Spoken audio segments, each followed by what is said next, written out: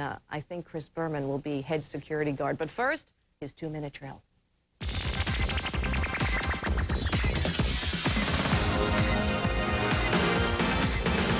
The Big Sombrero, history. Okay, Tampa Stadium is hardly Wrigley Field in baseball, or Fenway, or the NFL equivalent of Lambeau Field, or Mile High Stadium for that matter. But the Big Sombrero has been the only home the NFL has ever known on Florida's Gulf Coast. It was big, it was friendly, now it's gone.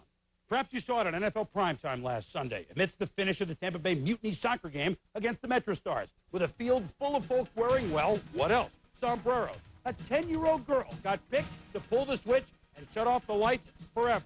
And with it all went a ton of history, Buccaneer history, most of it pathetic. In short, the Tampa Bay Bucs, with those orange uniforms and the pirate on the side of the helmet, who sure looked to me as if he was laughing, were the funniest team in NFL history.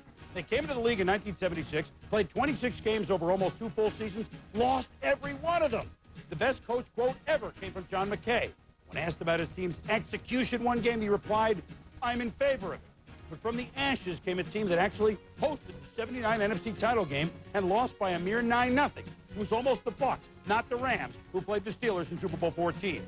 In 81 and 82, more playoffs, thanks to a defense led by future Hall of Famer Leroy Selman, Hugh Green, Richard Wood, and Cecil Johnson. I remember because they even sacked me. It's 4th and 26, and at the Buccaneers camp, I'm Chris Berman, ESPN.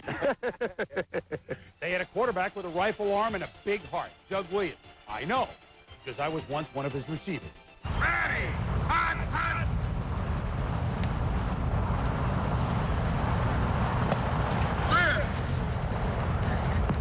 But after the 82 playoffs, in true Buck fashion, they lost Doug in a contract bungled to the USFL. 5 years later, he set records in winning Super Bowl 22 with the Redskins. It was as if Williams' departure cast a spell back on the Bucs. So bad that for 14 straight seasons, they never sniffed 500. It was 12 straight with double-digit losses. I mean, it's hard to play at a 287 clip over 14 years, which is why the Big Sombrero was perfect. Sombreros signify a fiesta, which is why through all the horrid football, it was still a party. Smile. It's not as if the Big Sombrero couldn't host unforgettable events like Whitney Houston's national anthem, culminating in the great finish in Super Bowl 25, or Marcus Allen setting then records while slaying the Skins in Super Bowl 18. Which is why last year, when Tony Dungy's Bucs donned new uniforms and rose from the downtrodden to make the playoffs, was so much fun. It's fitting that after all of it, the final Bucs game there was a winning playoff game. Sunday, the Bucs move across the street to Raymond James Stadium. I don't know what to call it yet. Dungy and I talked recently. You have to feel it first. For now, though, it's the new Sombrero, but it'll never top the Big Sombrero. How could it? Hard to top the Swami last week. Hats off to a 3-1 week, 4-3 on the young season. Both the Steelers and Dolphins are 2-0 without being impressive. Time for Slash to wake up in the first half, 1916 Pittsburgh. The Jags and Ravens have played 4 games, decided by a total of 9 points. I'll take a TD and Baltimore. Jacksonville by 3. And what did you expect? Forget Raymond James. The Bucs have been on the road longer than Jesse James. 7 games already.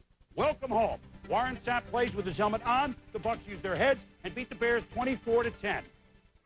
Old habits die hard. That's why the Bucs have started 0-2. Good luck in your new home, guys. But don't ever forget your old one. Nice look, Chris. This Sunday, you can join the big guy and the gang as Sunday NFL Countdown looks at the role of the backup QB. And Matt.